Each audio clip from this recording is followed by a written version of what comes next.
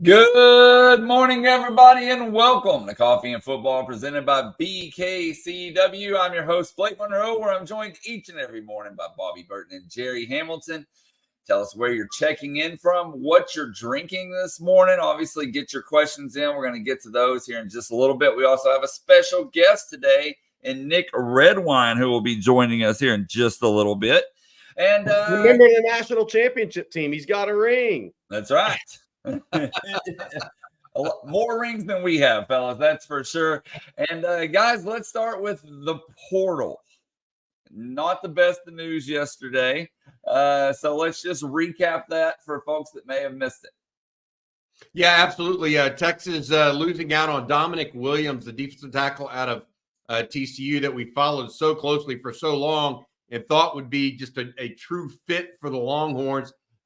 Oklahoma, the final winner there. I got to be honest, Texas was in it until the final day. Not only Texas, but another school were also contacted yesterday more than once asking to increase their offer or whatever you want to call it.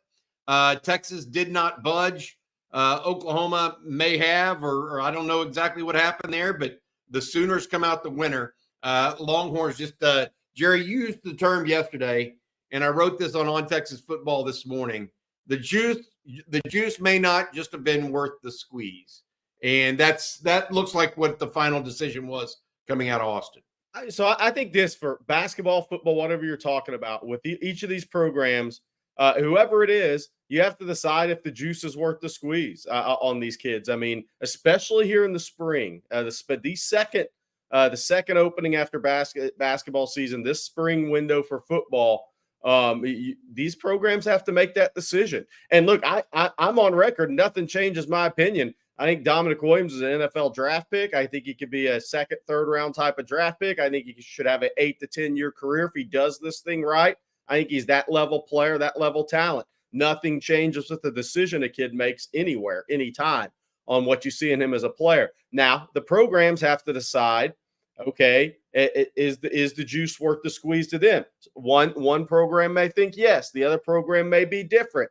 That doesn't mean one's wrong and one's right. That's just the way this process plays out. And it definitely came down to Texas and Oklahoma. LSU wasn't able to get in that sandbox. There was a certain level there, and they got surpassed, and they weren't in it. It came down to Texas and Oklahoma. And, you have to decide. I mean, these schools have to decide. And, Oklahoma's decided to pass on somebody before that their fan base probably wanted. Texas is, you just have to make those decisions. Is the juice worth the squeeze? And basketball staffs are having to do it. Football staffs are having to do it. I think Oklahoma got a tremendous football player. I think he's very good. I think he'll be a difference maker for Oklahoma. The juice was worth the squeeze for Oklahoma, and that now Texas will play against him. Yep. I would add this. The other thing that I don't have a problem with, I mean, some people are, oh, well, the agent did this or did that. There are many facts. I don't have a problem with an agent that is out there looking out in the best interest of their clients, right? That's what a lawyer is supposed to do, and you want that on your side. At the same time, I think Steve Sarkeesian has the right outlook on this. It can't be all about that. It can't be the first thing that we talk about. It has to be the last thing. And I think Texas has built the roster and built their recruits, et cetera, by not letting it be the first thing. And that's where it's at right now for Texas, in my opinion. And so I don't think upsetting the apple cart is necessarily, that's part of the conversation too, right, Jerry? Yeah. Do you want to upset the whole ecosystem for one player, et cetera? And, that's not worth the squeeze either. Yeah, I see. There's some comments in the chat that how good is maybe he's not as good as a second, third round type NFL draft pick. College coaches disagree. That's all I got to say. One college coach that was involved in recruitment thinks if he stayed 2 years, he could be a first round pick. So there's a reason guys are going after him. That you don't put this much time and effort in to a guy who's a 6th, 7th round pick or undrafted free agent. I mean, there's a reason why these guys went after him. He's a very good talent. Well, guys, all hope isn't lost, however. There's still a portal defensive back that recently on campus. Can we talk about that and what's the latest with it? I want to say this: all hope is not lost. So anybody that thinks that that's what this is some kind of, I don't know, a funeral dirge walking by or whatever, that's just bunk. I mean, I mentioned it yesterday. No single player defeats the University of Texas in like this or changes the trajectory of the program like this. Not at defensive tackle. I think that the idea here is that, you know, you get it and go on, and now you go beat their butts in October. That's the reality of it. The thing about recruiting that I will always remember that Mac Brown told me: you lose a player to another team, you're going to see him at most one time in 4 years. You lose a player to another. Think about that. With Dominic Williams, they may see him once in period. So you actually are more concerned about building your own roster, your own depth, et cetera, and what it does to your team. Mac Brown used to say this. I mean, look, don't worry about the guy that you see 4 times in 4 years. Worry about the guys you see every day for 365 days a year. And so Texas needs to pour everything they've got into the guys on campus. Yes, they probably need to still be looking in the portal for a potential defensive tackle. I don't know if that guy is out there right now. So we'll see how that goes. But point being, we'll have to wait and see. You're talking about Javon Cole, the defensive back out of San Jose State. Jerry, CJ Vogel reporting he was on campus yesterday, starting his official visit around 11 a.m. He goes until Saturday, a young man out of San Jose State by way of Oakland's McClymonds High School. He actually also now has set up an official visit to Auburn May 6th through 7th or 6th through 8th, I believe, as well. So that's where the recruiting for portal is concerned. Jerry, I got to ask you, where are you at right now? Because you're clearly in a hotel room somewhere. Well, some people are asking about Michigan State guys. Simeon Barrow, that's not happening. That'll be Miami over LSU unless LSU wins out late there, maybe for the same reasons. I'm not sure LSU can play in the sandbox with Miami either on this one. Derek Harmon, I think Texas has continued to talk to Derek Harmon. I'm not sure if that's one that Texas would pursue. Is it out of the question Texas pursue somebody else? No, it's definitely not. If they can find somebody else that's a fit, they will go after that guy. What are the pickings? They're slim. So that's the reality of it right now. I'm in Columbus, Georgia. I was at Saraland High School in Mobile yesterday, drove into Georgia, got a couple of stops today that we'll have a lot on TexasFootball.com and here in the Longhorn live stream a little bit later. I'm not going to give that away because we may have somebody as a special guest. I don't want to claim it yet. Let's just see how the schedule plays out. But what was at Saraland yesterday for practice? Spent some time with KJ Lacey. I put a lot of videos up on Texas football. So KJ Lacey up to 186 pounds. He was 172, 173 last season, up to 186 pounds now, putting on good weight. Auburn coaches were 3 deep yesterday. It was the defensive staff, but they paid as much attention to KJ Lacey as they did to Antonio Coleman, the 4-star defensive lineman who's committed to Alabama, was an Auburn commitment, was an Alabama commitment, and he may end up back at Auburn. We'll see. But DJ Durkin, the D-line coach, I think he was a secondary coach, spent a lot of time there watching KJ Lacey. I think Auburn, Julian Lewis, the 26 quarterback that's reclassing, that's committed to the USC, there's some hope that Auburn flips him. So what would happen there? But Auburn's making a run at KJ Lacey, Julian Lewis hoping to get one of those two guys. KJ has his Texas official visit scheduled for June 21st through 23rd. Coach Jeff Kelly, the head coach there, who's a tremendous quarterback at Southern Miss, played briefly in the NFL and in Canadian League, I believe. He's the head coach at Saraland, continues to have great things to say about KJ, his development, especially physically, because he's a young kid for his age, for his class, for his grade. He could actually be a sophomore right now. So just really starting to fill out physically. Like I said, he's up about 14 pounds since last season. So he's closing in. He'll probably play at 192 pounds next year. He's kind of hitting that little bit of a growth spurt, grown maybe half an inch as well. But really good player. Obviously, Texas, we think at On Texas Football. Texas will either sign, they'll sign a quarterback in this class. I don't think they'll sign two. And the other guy, in the picture is obviously Keelan Russell from Duncanville. Texas hasn't offered him yet. We'll see what happens there. But KJ Lacey remains solidly committed to Texas. And Auburn is the one that's making the biggest push. USC also starting to be in contact. Could that be because Julian Lewis may flip to Auburn? We'll see. It's kind of how the quarterback dominoes fall. I'm on the road. We have an on the road thread on ontexasfootball.com. I post a lot of photos just from everywhere. Just anything I see there, plus the football stops. So we have a lot of fun with that. I'll be on the road for the next 6 days. We'll be down in Florida all next week, hitting a bunch of stops. So I'm in Georgia today and through the weekend. Good stuff. Sectional track meets, which would be regional track meets in Texas, are going on in the Atlanta area today. Also a big AAU basketball tournament in Atlanta. There's a lot going on in the Atlanta area.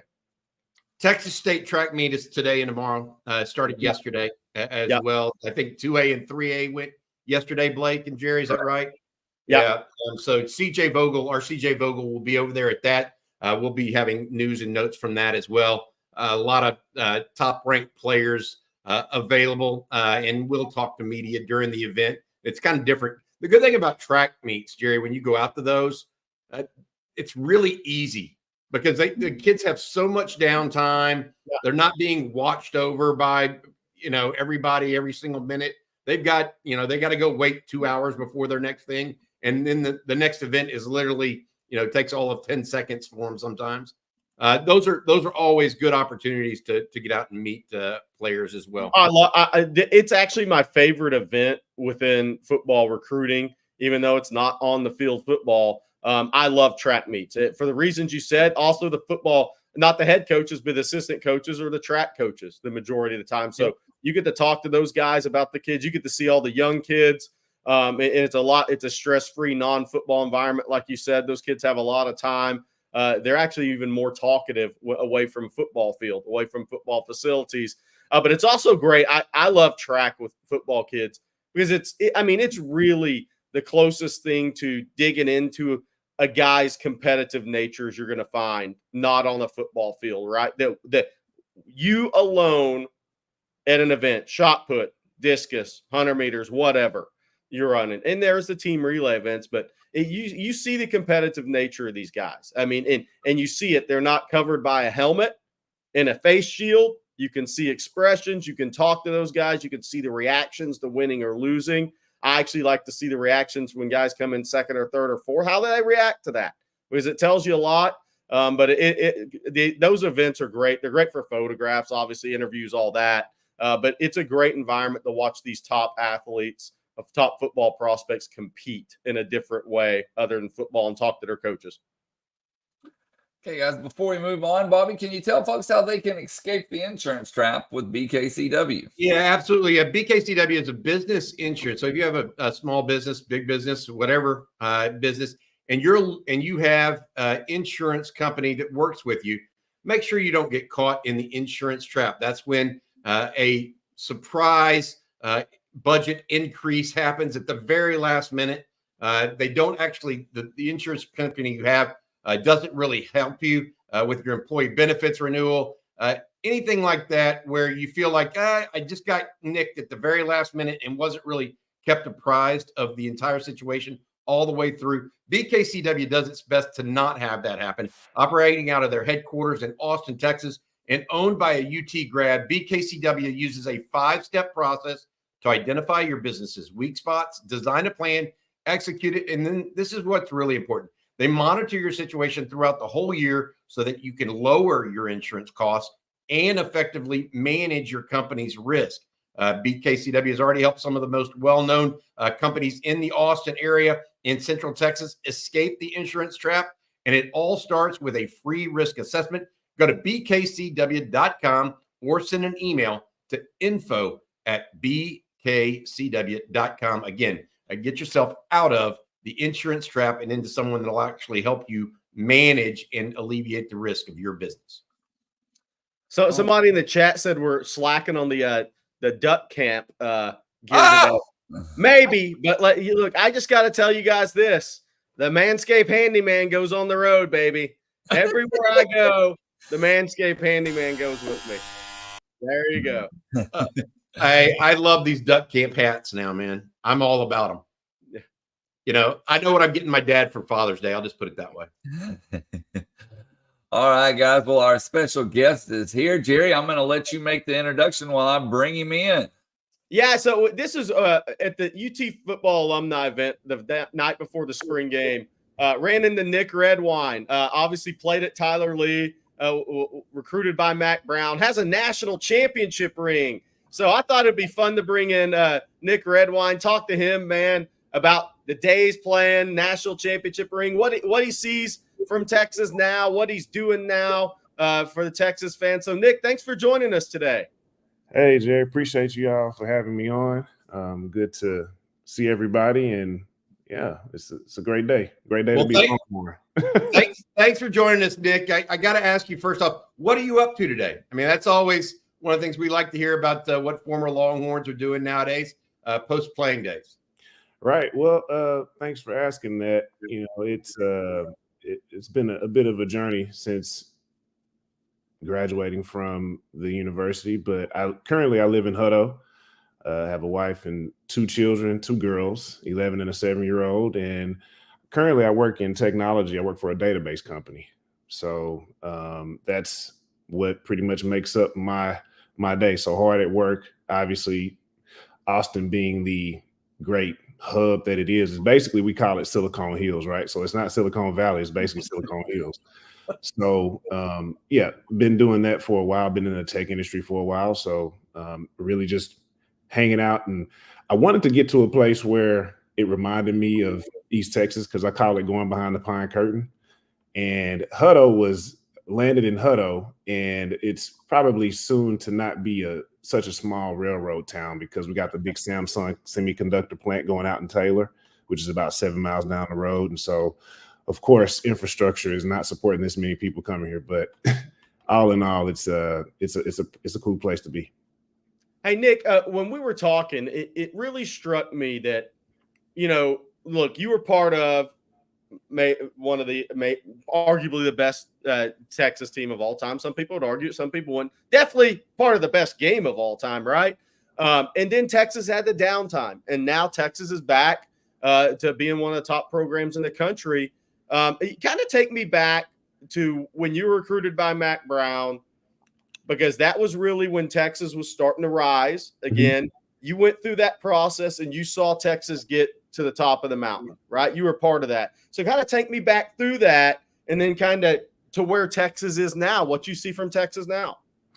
You know, what's interesting through my process is that I grew up a Florida State fan, actually.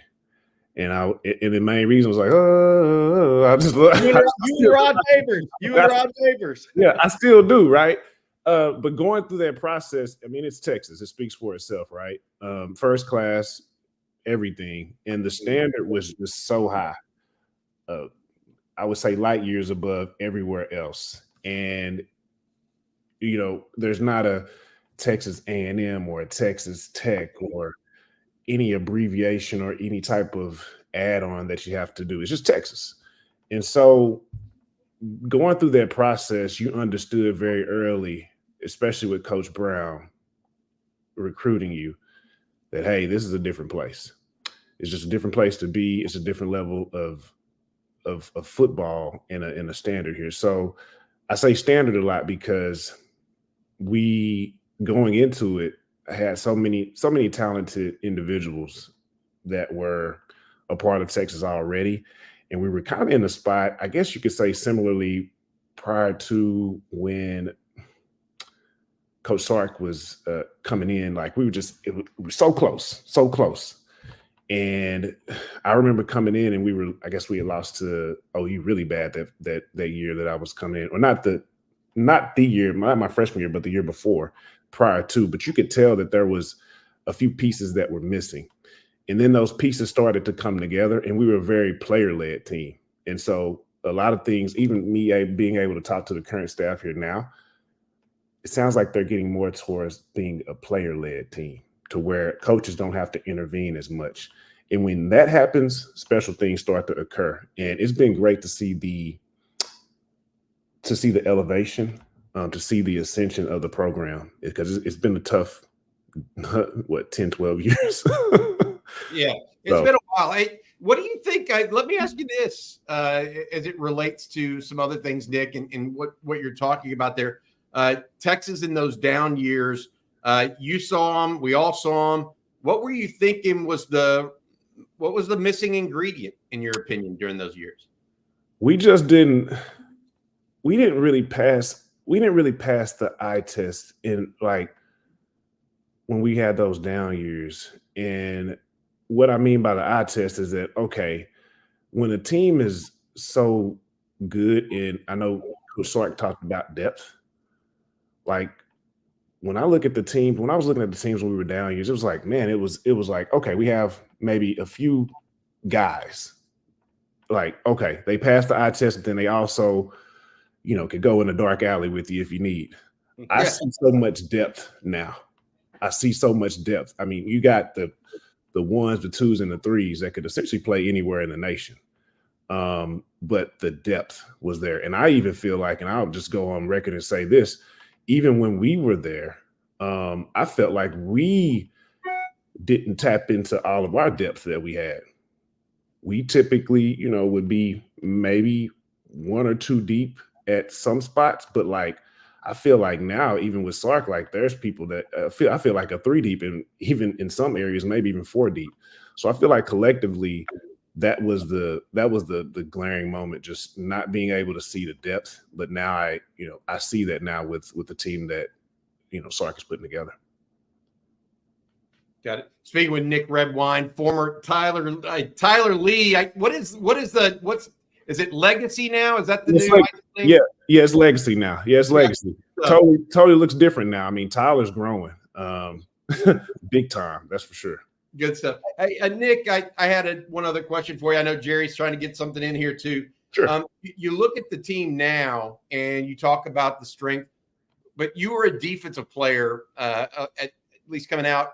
What were your thoughts when you look at the quarterback play at Texas right now? Because the one thing they did, there were some good quarterbacks here and there. Sam had a good career at Texas. But I think in the last 10, 15 years, and I think quarterback play as well as depth of the program were kind of contributing factors. Now you're looking out there and you see, not only do you see Quinn Ewers, you see Arch Manning, and then you see a guy like Trey Owens coming up. That's a true freshman that throws the pill around. You're a defensive player. What do you think of that? I think it's awesome. I think we have great depth. Interestingly enough, I was at the spring game, and I think it was a pass to number 49, Milton. Yep. I thought that was Arch. And it turned out that was the freshman, Trey Owens. And I said, that dude can spin it. I was like, wow. I stepped up and knuckleballed it right in there. Boom, it was right on time. And these guys are actually throwing to a spot. And that's what you want to do. You want to be able to throw to a spot and really be able to do that in tight coverage. So with the evolution of Quinn, and of course, Arch looked fantastic, right? On the defensive side, it wasn't great to see some bombs there, but from an offensive perspective, it looks like, hey, we're gonna be good. And I love the quarterback play. And you're right. Over the years, we haven't had just like the guy. And I feel like with the 3 quarterbacks that we have there, I feel like those all are guys that are and can be like the guy, which is amazing, because you don't get to see that on any teams hardly, as far as like that level of depth at quarterback. Hey, Nick, I want to ask you this. Obviously, a lot of former teammates, right? How close do you guys stay as a group, and who are some of your main guys you stay in contact with? Yeah, we stay pretty tight. And I think I mentioned this to you when we ran into each other. Like, a lot of us are still here in the greater Austin area. We may not, come around as much, or, you have some of those guys who went on to have illustrious NFL careers who kind of are a little bit more in the limelight, if you will. And some of us that have played kind of just tend to ourselves, or just, we may not come around as often. So some of the guys that I keep in constant contact with Tim Crowder, Ryan Palmer, Aaron Harris, Roderick McElroy, who's also in Hutto, and Lamar Houston. Those are some of the guys that I keep in touch with. Also, Nate Jones as well. He's I think he's still in Texarkana. He's between Texarkana and Dallas as well. But yeah, those are pretty much my core guys that I keep in touch with. Sergio Kendall as well too. He's actually in the Dallas area. He's coaching now. Yeah. So I forget what high school he's coaching at. He may be at Woodrow where he played. Well, you know what? I think he was at Woodrow, but now I think he's at Hillcrest, I think. Oh, he did. You're right. He did go over to Hillcrest. You could call. Right. He just, yep. So, yeah. Hey, Nick, talk about this as former players. Steve Sarkeesian, I think, is doing a really good job getting you guys back around the program. Maybe hadn't been done as well previous to his hire. Talk about that and what Sark's doing there and how that impacts you as guys as lifetime Longhorns former players. Yeah, Sarkeesian really stressed the importance of having us around. I think when I was here, we had guys come around from different eras, and it made it collectively a brotherhood, right? Because you have those guys that you play with and that you see on the day-to-day, but then also feel the presence and feel the full support from the guys of yesteryear or beyond. It really feels good to be able to have those connections. And even now, like, I'm able to do that from a reunion standpoint, even every year that we have that, to even connect with some of those other individuals. So it doesn't just stop whenever you're a student athlete, it continues. And I think to be able to have that nucleus of brotherhood that, you know, that, hey, you're able to connect with people that walk your walk and know the expectations that come from the University of Texas and being a student athlete there. It just makes it feel good. So Sark has really done an excellent job within the short time that he's been here to really put that at the forefront and make you feel welcome. One last question here for you, Nick. Thank you for joining us again, by the way. And I know Texas fans feel the same. A pleasure to hear you talk about this. I got to ask the question that's on everybody's mind right now. You won a national championship. You've seen what a team looks like from the inside. You're looking at it from the outside these days, although you have some access, et cetera. Yeah. Closest Texas right now to getting over that hump and getting back to the pinnacle of college football? They're so close. They're so close. I think even if you ask me, we should have won every game last year. I mean, the two losses. I mean, the two losses, we didn't play our best games and still had a chance to win. Yeah, that's true. And now being able to take that, the biggest thing that I would like to see from the Sark and crew is finish. Great year. We got to win the bowl game. We got to win bowl games, and we got to take it to that next level. So that's the only thing that I would say is just the finish. We're there, so close. And I think they have a really good opportunity to make a splash and get an early win against the defending national champions in Michigan. And then that's going to really take us far. We're well prepared, and I just can't wait. Excited about all of the games, especially the A&M game, rivalry being renewed. So, yeah, these guys got it for sure. Yeah, Nick, that led me into a question before we let you go. Because I know you got a big work day in front of you. The Texas A&M Texas rivalry. Talk about that. Obviously, you were an FSU fan, as you said. Rod Babers, too, is a part of On Texas Football. But talk about that Texas A&M rivalry. I'm sure you were part of that on the recruiting level, right? You probably attended one of those games. Talk about maybe how big that was as a high school recruit, and maybe how much kids have missed that, because I think that's been a big missing piece in in-state recruiting for A&M in Texas. Yeah, I think it was a shame, and I know egos probably got involved with that, right?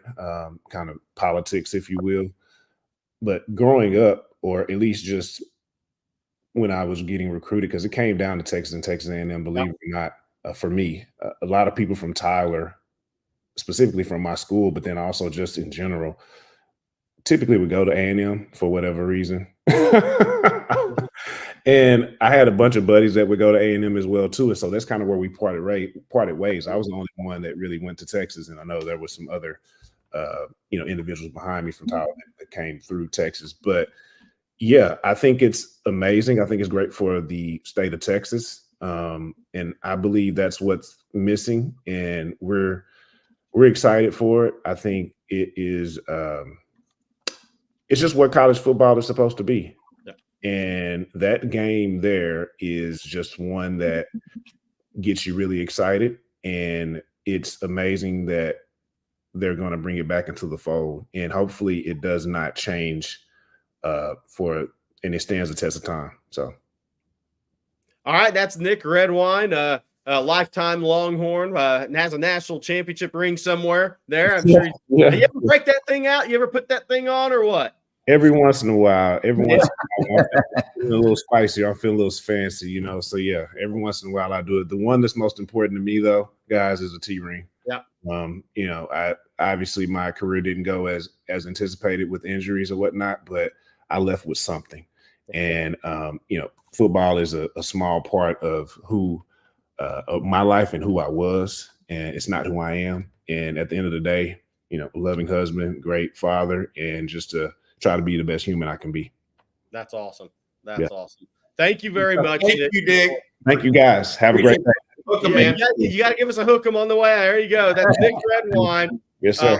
Lifetime Longhorn, played for Texas, was a Mac Brown recruit out of Tyler Lee High School, now Tyler Legacy.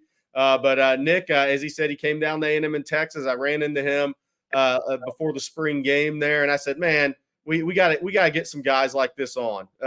Let all the Texas fans know what these guys are doing in their life. And Nick's very successful, great guy. He always has been, man, dating back to the recruiting process. So thank you very much, Nick, for joining us. And we're going to work to get more guys, former Texas players on, and so they can tell you guys what they see nowadays and what they're doing in their lives now. Oh, unique perspectives, right? They've been in the battle. That's just the bottom line. And I think that what I think a lot of people realize is players that went through that 2010 to 2020 or so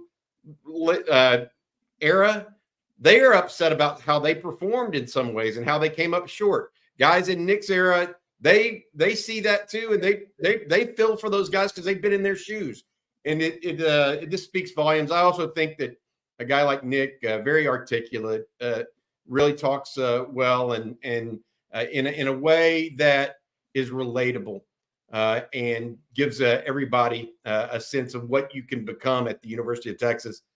Tremendous stuff there. 2 kids living in Hutto. That's just awesome stuff, man. Changed his life by going to the University of Texas, I'm sure. He was probably already on it sounds like his mom and dad had him on a good track to start with. Look, and he brought up something, and when I've talked to Rod about this, that we talk about in recruiting so much, and people kind of joke with me when I say cool school, and how important I think this move to the SEC is for Texas and the future of Texas football. Think about how many guys have said they were FSU fans, Bobby. These are guys who signed with Mac Brown who grew up FSU fans, okay? When those guys were growing up, FSU was the cool school in college football. And the Florida State rivalry was the rivalry because they were both competing. Steve Spurrier's personality, those teams were competing for the national championship in Miami. College football ran through the state of Florida at that time, realistically. Let's be real about it. But that's how they grew up, right? You identify with teams, players, coaches, what have you. Obviously, Rod Babers wore 21. Why? Deion Sanders. I mean, this stuff is stood the test of time, and it's why this move to the SEC is so important for Texas, is that, look, these kids who are Decorian Moore, these 25s, 26s, 27s, these kids, when they're 10 or 12, they really start to lock in. I've found interviewing these kids over the years, lock in with a team, a player, a conference. And that is what these kids have been locked into. That's what they grew up watching. They grew up watching Alabama, Georgia, SEC dominate college football, LSU, right? I mean, why is LSU, a lot of people say LSU still a hot team with guys? Well, LSU won a national title in 2019. How old were these guys in the 25 class when they won that title? 12, 13 years old. That's the age of influence there. So with these kids, so that's why this move to the SEC is so big for Texas, and why last season what Sark did was so big for Texas. You go in and you win at Alabama, and you follow it up. It's not a fluke win and you go 8-5. You follow it up and you go to the college football playoff. Now these guys are drafted. Now you're going to have the SEC logo on the jersey next year. It's gonna do wonders over a long period of time for Texas in recruiting with these kids. Yeah, it will. And I would add this to that comment. I was thinking about this. I talked to a LSU reporter yesterday, Jerry, that you and I both know, who shall remain nameless. But he's a good guy. He said, the deal with Texas right now, as compared to LSU, in years past, LSU would really hammer home the SEC over Texas's head and hang it over their head. Now they don't have that anymore. So what are they going to hang over Texas's head in recruiting? Right, they're going head to head. Also, you talk about the teams. When you mention all those teams, like a Florida State or Georgia, Florida, LSU, whatever, that have been good and won national championships. The other team that Texas fans has been a little bit of a thorn in the side, whether it's Ohio State that comes down and gets 1 or 2 Texans a year. Clemson recently did the same thing because people saw Clemson win a couple of national championships. No doubt. So Texas is fighting them off all ways, and any kind of to your point, influence you can have on a young guy earlier, the more likely it's going to have a staying effect later on when it comes time to make a decision. I can say this in my years doing this, the 3 players that when you ask the Rod Babers age, Nick Redwine, all those guys, Deion Sanders was a big one. Vince Young and TJ Ford at the same time for Texas were huge. And then Tim Tebow doing this job nationally. I mean, those are the guys that have had a staying impact for me when you interview recruits. You can just kind of put it in your memory bank. All right, whose name's brought up the most, right? Okay, who was really influential for those guys? And for those guys from that Rod Babers, Nick Redwine age group, it was the FSUs, the Miamis, it was Deion Sanders, right? Those were the guys. Then it came for Texas, Vince Young and TJ coming to Texas in back-to-back years. I mean, that was a total game changer for Texas athletics. Then when doing this nationally, boy, Tim Tebow with a lot of kids in that Southeast region, that was big. And you got to have a coach and a staff that knows how to capitalize on it. Obviously, Urban Meyer was a tremendous recruiter, but don't sacrifice culture for wins, guys. Look at what happened there. But it's just been amazing over the years to kind of see how this has stood the test of time with prospects. Okay, guys, before we move on and start taking all these great questions that we have, first, I'm going to let Bobby tell folks out there about Flat Creek Estate Winery. Yeah, our friends over at Flat Creek have been winning some awards of late. 11 awards in 30 days, including double gold Grand Reserve and Texas Grand Reserve at the Houston Rodeo. Flat Creek Estate Winery is just a few minutes from the heart of Austin, out near Lago Vista, out that way. Select bottles of the wines by Flat Creek Estate are now available at your local specs, and you can get a taste of what they're all about. Flat Creek Estate is also a gorgeous venue, hosting events for the whole family all spring. Derby Day, they've got something going on for Mother's Day, of course. It's just a beautiful place that you can take the family. Mother's Day, a perfect example of that. Eat, drink, and be awesome at Flat Creek Estate Winery. For more info, visit flatcreekestate.com. Hook 'em, and thank you for your support of On Texas Football. Okay, we have a lot of questions to get to, including a lot of super chats. And we're going to start here with this super chat from Jay Lee. Thank you, Jay. He says, people are sleeping on Alfred Collins this year. Heck, that Burke interception was because how far Alfred pushed Campbell back. Ran him into Helm, who was coming to get Burke. So my question to y'all is, what kind of impact do you think Collins will have this season? I hope he has a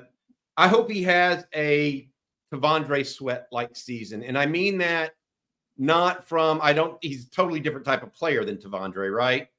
But the issue there is you hope he comes on as a senior after showing signs of life as a junior. Tavondre started getting better as a year ago, not just immediately. Alfred started getting better and more consistent last year. I hope he does and has that kind of same impact on the defense this year. He is a totally different player. He's more of an upfield guy, not a run anchor guy. But if he can have that kind of year, which is, let's face it, Jerry, it is his contract year. That would be huge for this defense because they need an interior guy with veteran presence to kind of lead them. We'll see if that happens with Alfred. He is a freaky athlete for his size. I will give you that. And he's always been that way. The question has been consistency. Is he ready physically to really compete? Yeah, and look, I think he's got to have 86 tackles in 4 years. He's been a productive football player at Texas, but he's always been kind of the enigma for me. And I don't have my son. Actually, I do my shades. People like it when I talk about Alfred, so I better have him. I'm going to a track meet in about 2 hours. But look, Alfred's always been that guy that kind of has so much ability, so much potential. But you keep waiting and waiting for him to reach that potential. Yeah, these are gooders, by the way. You keep waiting for him to have just a consistent stretch of that potential. Texas needs that from him this year. That doesn't mean he has to go out and make 60 tackles and have 10 sacks this year. But they need a 35-40 tackle, 4 or 5 sack season from him. They need him to be a guy because when college coaches see him, it's always been the same, man, look at this guy physically. Then you see the spurts from him. But do you have to consistently game plan or deal with him? That's what Texas needs him to be this year to help everybody else around them. Our next super chat's from Christian. Thank you, Christian. He says of course, this was a little bit ago before the interview. It's 8:29 a.m. and OU still sucks. I think that's something Texas fans can get behind. It's 4:20 somewhere. Not at all, man. Maybe from driving, well over 1,000 miles. That may be it. Oh, in response to that question. Yeah. And then let's see here. Mike E.D. Mexican, thank you for the super chat. He says, hey, yo, fellas, checking in from Chapel Hill, North Carolina. Love you guys. I've been watching since y'all started these videos. I hate to say it, but it seems as if we just cannot win the big game hunting on the defensive line. Maybe some truth to that, Jerry.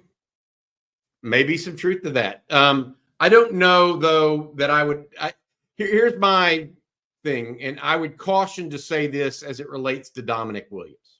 Okay?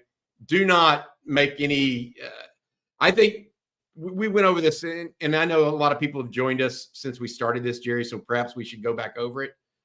Dominic Williams was a scenario where I think it was just NIL. I wrote this morning on Texas Football. I know for a fact that at least 2 schools, including Texas being one of them, were asked yesterday to up the ante, so to speak. And Texas didn't budge. Okay. They didn't think necessarily the juice was worth the squeeze. So it's not that Texas couldn't have, they just decided not to. And by the way, I want to say this. That doesn't mean he's not a tremendous player. We're not saying that because he's an NFL. He's a future NFL player. Go ahead, Bobby. Yeah. The reality of it is Steve Sarkeesian wants these things to not just be about NIL. And so it has to be a fit. Maybe this one wasn't a fit in that regard. So take that the way you want it to. But my point being, I know for a fact that there was some back and forth yesterday. And the reality of it all is that Texas is just not going to be all about NIL. It's just not going to happen. And so will they lose out on some guys, whether it's at defensive line, defensive back, offensive line, wherever, because of that? Yeah. But at the same time, I think Texas has won many more than its fair share of those battles too, when they like the player and feel like the whole situation has gone in the right direction. As you said, Bobby, we have had a lot of people join since we first started the show, obviously, and we're going to use this super chat to kind of reset here. Baniels327, thank you for the super chat. He says, tell us, after not getting Dominic Williams, Who are the next defensive tackles that Texas goes after? With Sark saying after the spring game that that's the position that they need to fill. Yeah, they added Bill Norton there, and they'd like to get another, at least one more. We'll see. I said it earlier, pickings are slim. A lot of these kids are down the line that were maybe a second or third. They're down the line. Simeon Barrow, that is not happening. That's going to be a Miami or LSU, barring a change today. Derek Harmon from Michigan State, he may be closing in on decision too. So if that happens, is kind of the question that nobody can answer right now. Who that's going to be and what could happen and what type of timeline. You Bobby, by the way, you also have grad transfers who can jump in at any time, by the way. Yeah, but they just can't come in from SEC schools. Yeah. The one from Grand Valley State is perhaps interesting. There's a defensive tackle there that's starting to get some play.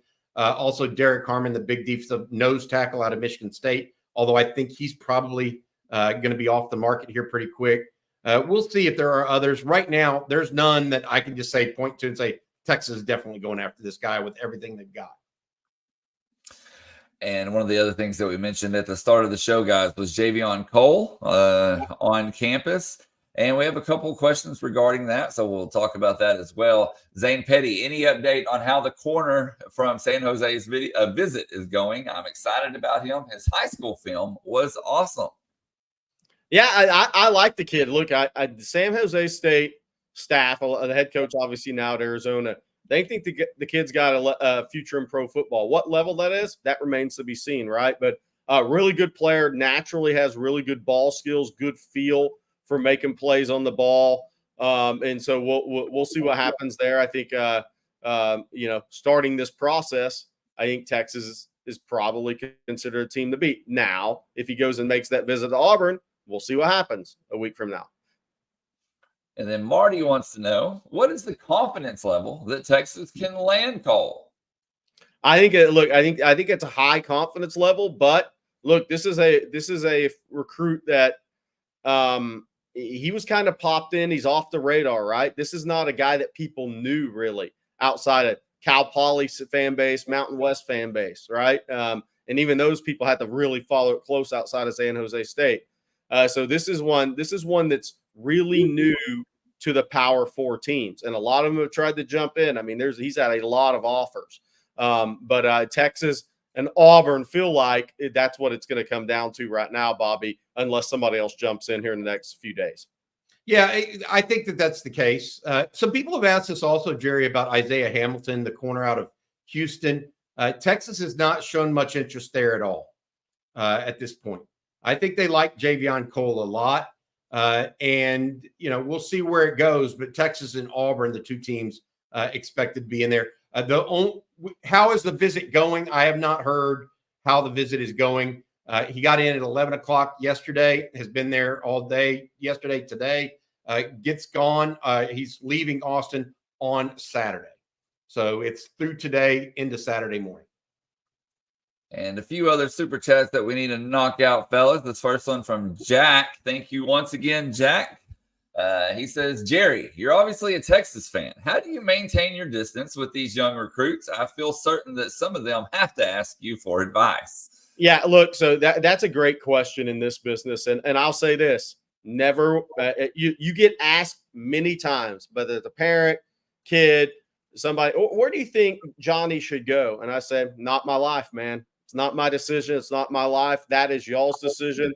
This is his first big decision in his life. Sometimes it's their second or third one as a young adult. But these kids, look, the one thing I say is these kids have to they need help from your circle or from your coaching staff, high school coaching staff or what have you. They may need a little help with the process.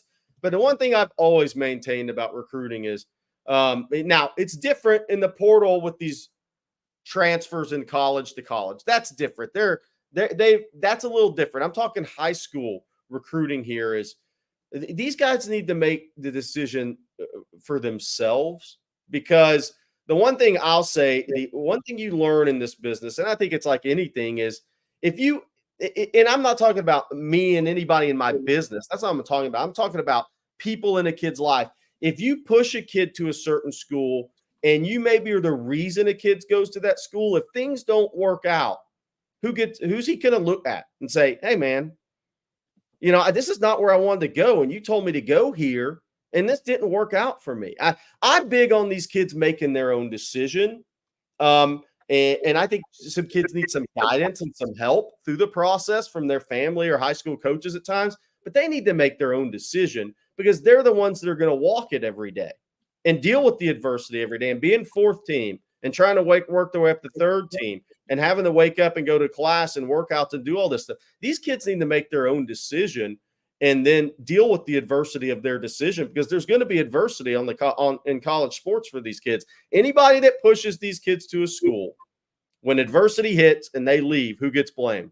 Person that pushed them to that school. And I don't want that to be me. I wouldn't want that to be me if I was anybody. I'd help. If you want to help guide a kid, if you're close to a kid, that's one thing. But these kids need to make their own decisions.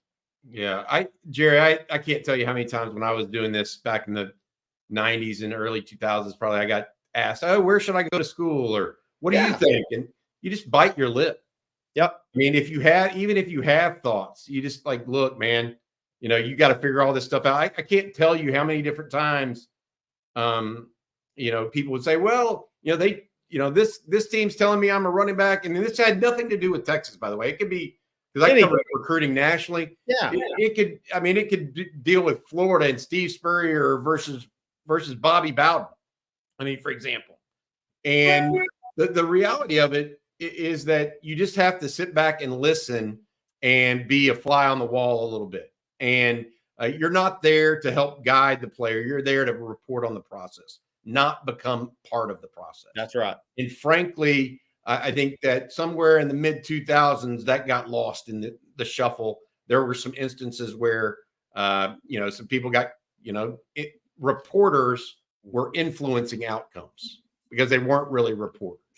And hopefully that's self-corrected overall. I think media has done a great job in general of making sure that self-corrects. And what I mean by that is the more there are, the less one media person can have an effect, right? So I feel like that's been a situation, Jack, that is very and I don't want to belabor it, but it's very in tune with how I think. You let guys make their own decisions, let them come to their own conclusions, because otherwise it's just it won't last long term. No. All right, y'all, a couple more super chats we need to get to. Kent McLean, thank you, Kent. He says, tell us where we stand with Khalik Lockett. I think Texas is right there for Khalik. He'll go through this June official visit process, scheduled to be at Texas the 21st through 23rd. I think it's going to be fascinating to see how wide receiver recruiting works out for Texas in this class.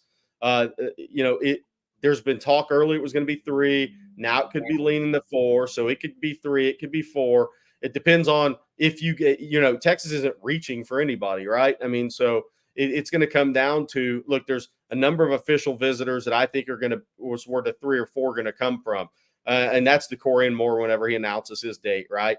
That's Jamie French, who I think Texas is in a pretty good spot for right now. I'm not saying they're going to get him, but there's a lot to play out. But I think Ohio State slipped, and Texas, LSU, and Tennessee and Miami are the top 4 right now. And I think Texas did very well with him and his family on that visit.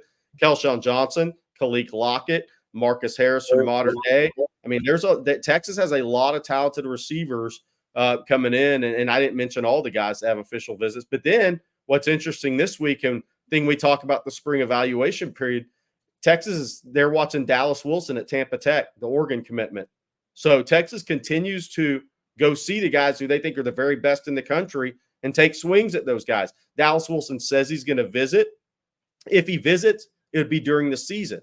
That's a recruitment that may go for a while, even if he's committed somewhere else, right? So that one could go to December. He's committed to Oregon. He's going to visit Miami and Florida in June and Oregon. He's talking to Texas about coming in during the season with his parents for a game. So we'll see how all plays out. But I think Texas is right there with Khalik Lockett. And I'm fascinated to see what Texas is going to do, who they're truly going to push for come June to fill 3 spots.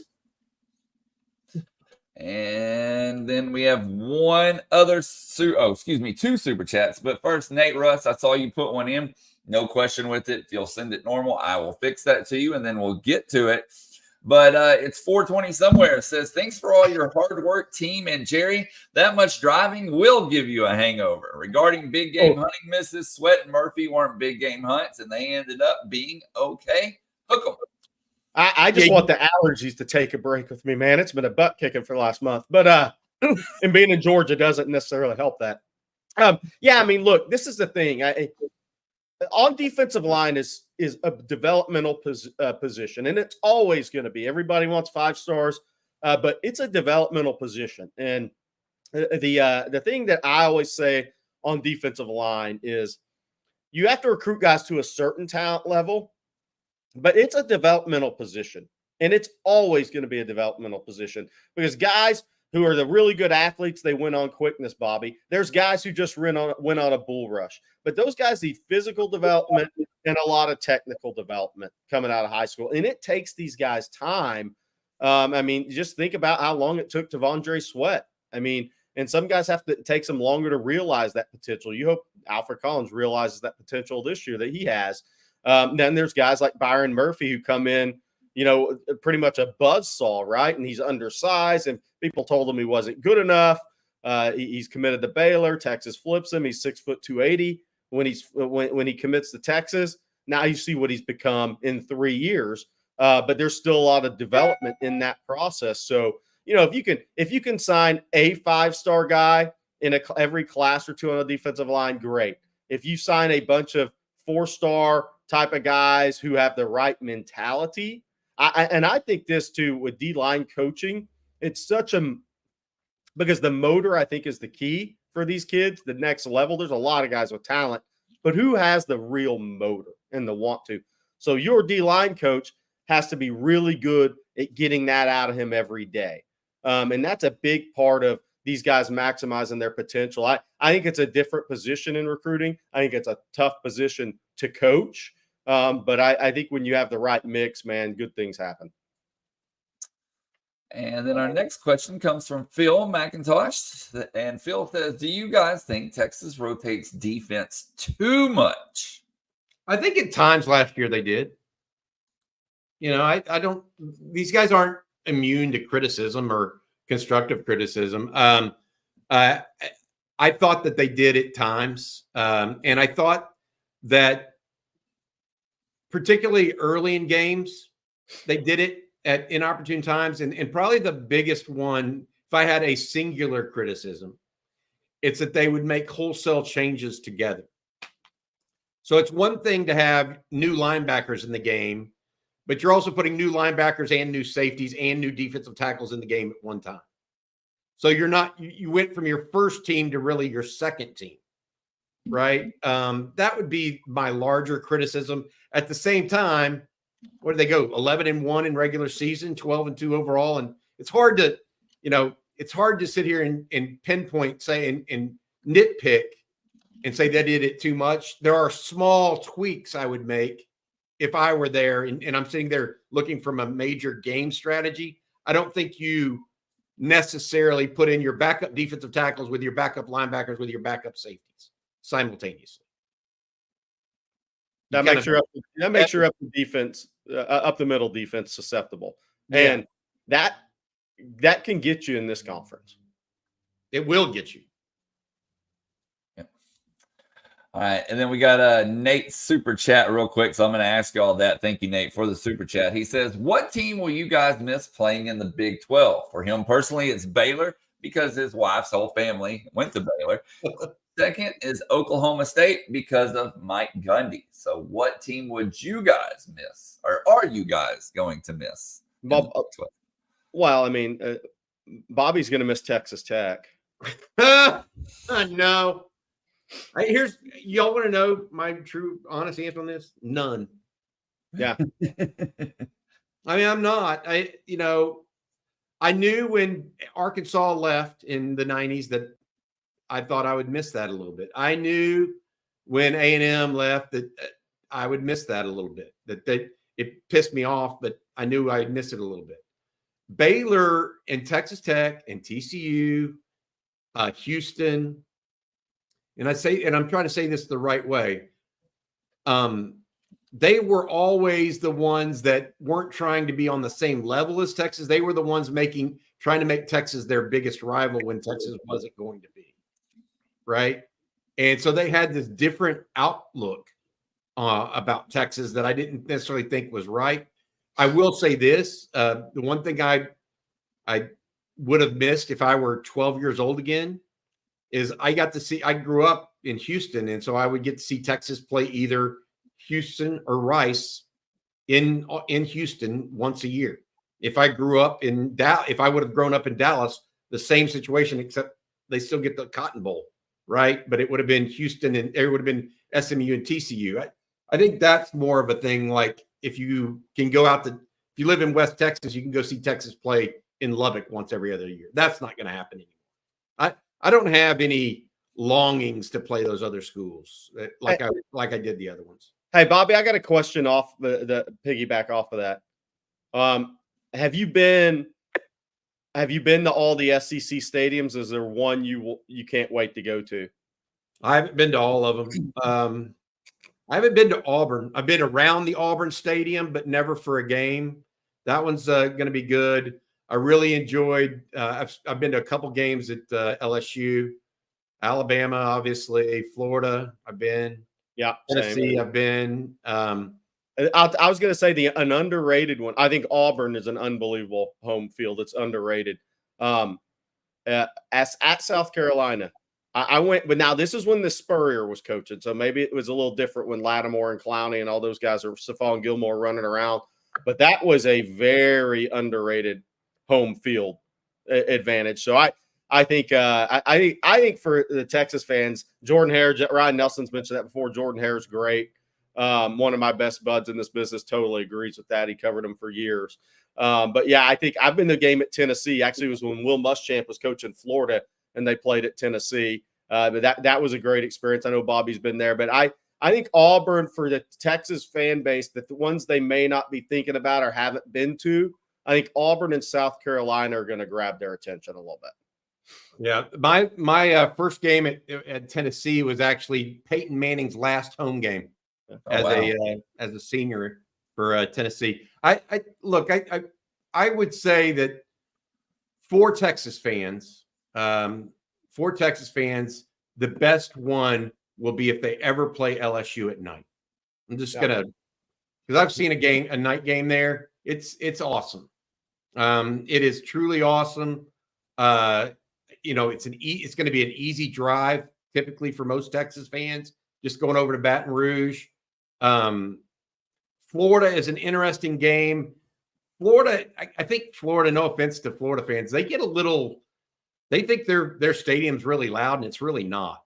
I would say that. In Tennessee's stadium's not really loud either. It kind of opens up. But LSU Stadium, A&M Stadium, those are loud stadiums. Really, really loud stadiums. Okay, guys. Well, it's Friday, which means I need to tell folks out there about Chinook, and it's baseball season. And if you're like me, you have to have sunflower seeds. Don't fret. Chinook Seedery has you covered. Chinook has crafted the best tasting sunflower seeds on the planet, and their unique flavors are made from real foods and real spices. That means real Parmesan cheese, authentic hatch chilies, and freshly harvested dill. And right now, I'm absolutely hooked on their lemon pepper flavor. Actually went through a bag last night at a high school playoff game. I believe that. And with 8 unique flavors to choose from, you'll definitely find a flavor you love. I guarantee it. So whether you're actually in the game or just watching it, grab a bag of Chinook. You can find them in your favorite store or go online, chinookseedery.com, and seeds the day with Chinook.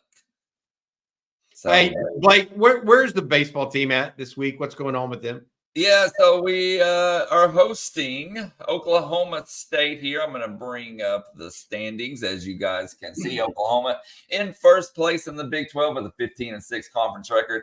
Oklahoma State and West Virginia both tied for second, 14-7. And then there's Texas right behind them, 13-8.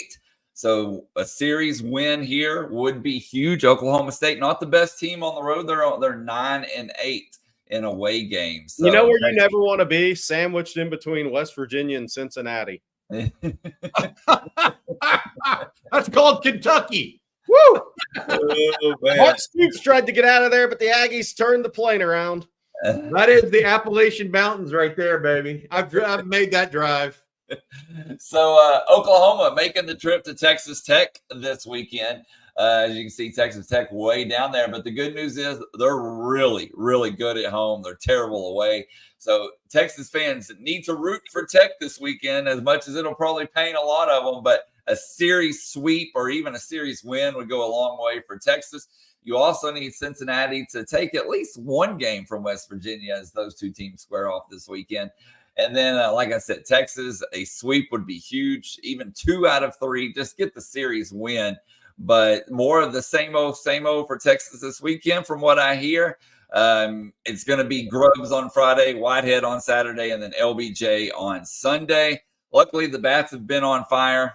Actually saw this morning they lead the Big 12 in home runs with 95. That's the second most in school history. But the pitching, 5.0 ERA overall. So got to shore up that pitching. It's been the story of the year. We'll see what happens. But David Keith Williams said that, he was hoping LeBaron Johnson could go 6 innings on Sunday. That Texas needs him to. I mean, there's no doubt about it. Either that or, don't lose the Friday game because all year long we've seen lose Friday, win Saturday and Sunday, but they need to come out on fire from the get-go starting tonight. So we'll see what happens. That game on Longhorn Network. I think it was Sam Mitchell that said something about Gainesville. Hold on. Now he lives in Gainesville. I get it. But, dude, I will say this. I had a lot of fun at Steve Spurrier's Bar and Grill. Spurrier, we were all about that place. Yeah, I loved it. I had a great time. Spurrier's in. He was in there earlier today. I was there, but he's in there dang near every day. He does his podcast in there. Spurrier's Bar and Grill actually that was fun in Gainesville. I was coming through to see. I can't remember where I was going last year. I was probably see DeAndre Robinson's what it was. Actually, it was. And then when I went down to IMG, but I had a dinner at Spurrier's Bar and Grill. That was actually a lot of fun there in Gainesville. I don't live in Gainesville. I don't think it's the most fun place unless you're a college student. And then you go to the beach. You head east to Crescent Beach, right? But Spurrier's Bar and Grill was fun. And when Texas plays at Florida, Texas fans, that's probably a place you want to go have lunch. Who wouldn't want to live in a swamp? Me. I knew you were going to say that. What are you supposed to say to that? By the way, somebody asked about basketball. David Keith Williams asked, and I do want to get to that. So, basketball, one big left in the portal is what Texas needs, and I'm going to get to this in a second. But JT Toppin out of Dallas, who played a great freshman year at New Mexico, he's the number 1 guy, distantly related to the Toppins in the NBA. But he's the guy right now for Texas, but he's going through the NBA draft process. There's going to be a fight. Texas Tech, Texas, Arkansas may be involved. But Texas does like JT Toppin quite a bit. He's a really good rebounder, would fit a need. Their kid named Kiba went into the portal from Utah very close to the deadline. He was a guy that Texas liked coming out of high school and recruited him, didn't push for him then. He's 8.5 points, 5.5 rebounds at Utah, really powerful guy. Athletic, powerful with long arms. He's another guy. Then the kid who I can't pronounce, his name's Berkey. I call him Berkey B out of Turkey, who was a 6'9", really skilled shooter forward out that played at UCLA last year. Those are kind of the 3 guys to know right now for Texas as they look for their final big. But yes, I think Texas is going to play a ton of 3 guards next year. They're going to have bigger guards, much bigger lineup with the guards, meaning a Trey Johnson or Tremont Mark at 6'6", or Malik Presley, the kid they just got from Vanderbilt. Those guys, you can play big 3-guard lineup, and those guys can guard a bigger wing. I think that's going to be the difference. And in turn, you can put pressure on a big lineup that's playing a bigger wing combo forward. I think Texas is going to be really good at guard next year. They need to get that final piece on the interior. But they've done a good job at guard in the portal, adding to a roster that will have Trey Johnson, who's going to be a lottery pick. He's tremendous. Texas hadn't had a 6'6" guard like Trey Johnson. Not in my lifetime. And I'll read those questions for you real quick, Jerry. He says, I know your view is that UT will predominantly play with 3 guards, as you said. Do you think that Trey Johnson could also play SF like Timmy Allen and Dylan Mitchell? Yeah, so I think what you'll see is 3 guards, right? So just say it's a Pope and Trey Johnson and Tremont Mark at this on the court at the same time. They're pretty much playing with 2 guys who are shooting guards, but one of those guys plays a college wing. And that's essentially what Texas wants to get to. I've said this before when Rodney was hired and Frank Haith came on the staff. The Miami team that beat Texas in the Elite Eight, I think, is what Texas will look like long term if they put it together the way they want to. I think a lot of 3 guards. You could even have an undersized 4 that could play as a guard or a small forward. I really think that's the style that you're going to see Texas try to implement long term. Okay, guys, we got a super chat that we need to read real quick here from Jack once again. And thank you, as always, Jack. He says, Jerry and Bobby, thank you for your answers/comments. I think the integrity you both spoke of is why this site is growing so fast. We need more of that in this world. Thank you, Jack. We appreciate it. Jack, by the way, I got to say this, was the former baseball coach at St. Edward's before moving overseas to become a professor in Poland. I mentioned awesome. That with you. Best of luck, and thank you for what you're doing over there. We had an interesting discussion offline about the war in Ukraine right now because he's in, I think it was Southwest Poland teaching. So best of luck, and thank you, Jack, for what you're doing. And a reminder that we have a live stream this afternoon. I'm going to be at a sectional track meet here in the Atlanta area coming up here. I don't know, a couple hours. I'm East Coast time right now, so my time is a little messed up. But we have that live stream this afternoon. You never know, we may have a special guest for that. Let's see what happens. Someone else that we need to say thank you to, Bobby, is BKCW. I'm going to let you tell folks out there about them one last time. Yeah, absolutely. We talk about the insurance trap with them. They provide actual risk management consulting as your business insurance provider, not just price quoting. Operating out of headquarters in Austin and owned by a UT grad, BKCW uses a 5-step process to identify your business's weak spots, design a plan, execute it, monitor your situation throughout the year so that you can lower your insurance costs and effectively manage your company's risks. BKCW has already helped some of the most well-known companies in Central Texas, from restaurant groups, construction companies, breweries, etc. They escape the insurance trap, and it all starts with that free risk assessment. Go to bkcw.com or send an email to info@bkcw.com for your business today. They will help you out and allow you to really understand and consider what you need from an insurance situation, and perhaps save you some money along the way too. Okay, guys, I know we need to get out of here pretty quickly, but first, we're almost at 4,000 people now, so let's run down the portal one last time, what all has unfolded in the past 24 hours or so. Yeah, Dominic Williams commits to Oklahoma over Texas. At the end of the day, those are the 2. LSU was not in that, couldn't play in that sandbox at the end of the day. But I think, look, Oklahoma, we talk about, is the juice worth the squeeze? To Oklahoma, it absolutely was. And that I think Dominic Williams is going to be a very good football player, have a long career. So Texas still has a little work to do. We'll see what they come up with at defensive line in the portal. Javon Cole from San Jose State, the corner, transfers on campus. He got in about 11:15 yesterday. I think his flight landed, began that visit around noon.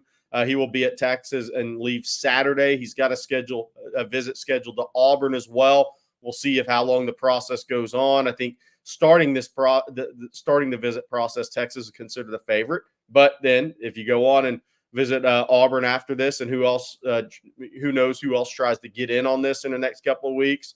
But Javon Cole's, he's a really good player. A college coaching buddy knows one of the former coaches there at San Jose State, and they think he's got a future in football as a pro on some level. They're not necessarily saying NFL draft pick, but they think the kid's really good. They think he could be, but they think he's really good. They thought he was one of the steals that they had at San Jose State from Cal Poly. They thought he was very, very good. Okay, y'all, we'll do one last question here, and we'll close. I mean, we've been talking about the defense quite a bit today. But actually, let's do this one from Gilbert Martinez. Sorry. What grade would you give UT with this year and the transfer portal? That's actually a great question, yeah, Bobby. That's why I want to end on that one instead of what Good job, Blake. It's I was talking to CJ about this. 23 transfers out, 14 in the winter term, 9 in the spring, 9 transfers in, I think, at this point. So a net negative 14.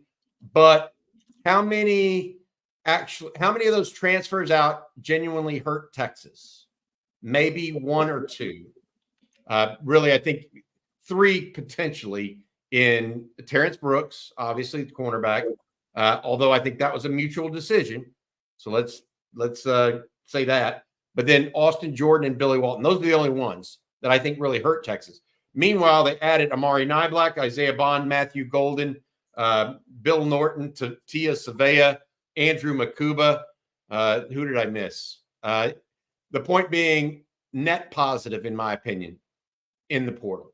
So I give it I wouldn't give it an A+ at this point. I'd give it an A- B+.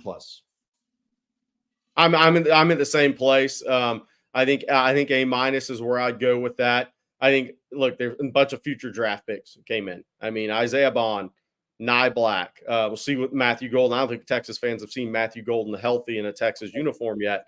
Obviously, Silas Bolden is a total jetpack. Texas improved their team speed, as crazy as that, as a whole. I'm talking as a whole, through the recruiting class and the portal, 1 through 85. Texas is going to be a faster team this year than they were in 2023, in my estimation. But I think they brought in guys that score touchdowns. I think Savea and Norton are guys who played on a 10-win team last year. They'll answer the bell physically. Will they be backfield playmakers? I'm not saying that. But I think they're going to answer the bell physically. I think Makuba was a big addition to safety. I think Texas is going to be a lot better at safety next year. Better rotation, better players, more speed, more athleticism at safety next year. So I give Texas an A-, and we'll see how it finishes up.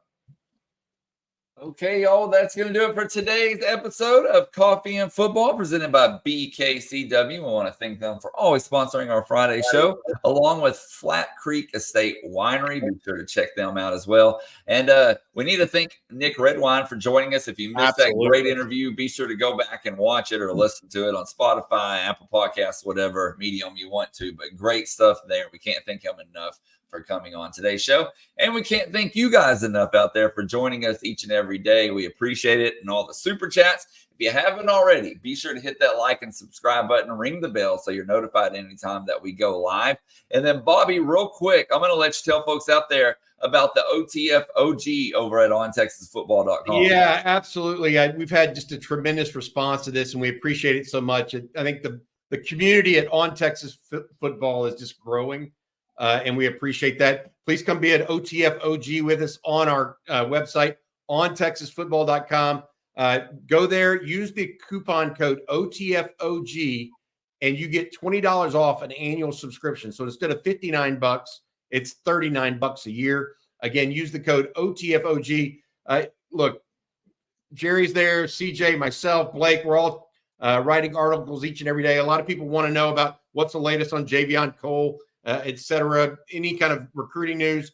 It happens there first because we can actually get that done before we go click on and do videos if we need to. But join us, become part of the club. We're there for you guys each and every day. Jerry's even got a little on the road segment going on right now for you guys over there as well. Hope y'all be a part of us each and every day. Appreciate it very much. And I think you guys will y'all are going to like where I'm at later today, because it's going to be the first look for Texas fans at a guy who's going to officially visit in June. I'm looking forward to it. It's the first time I've seen him in person. Love the tape. Can't wait to see him in person. We're going to bring you that on TexasFootball.com and on the live stream later. Jerry with the little tease there. So be sure, as he said, to head on over to ontexasfootball.com.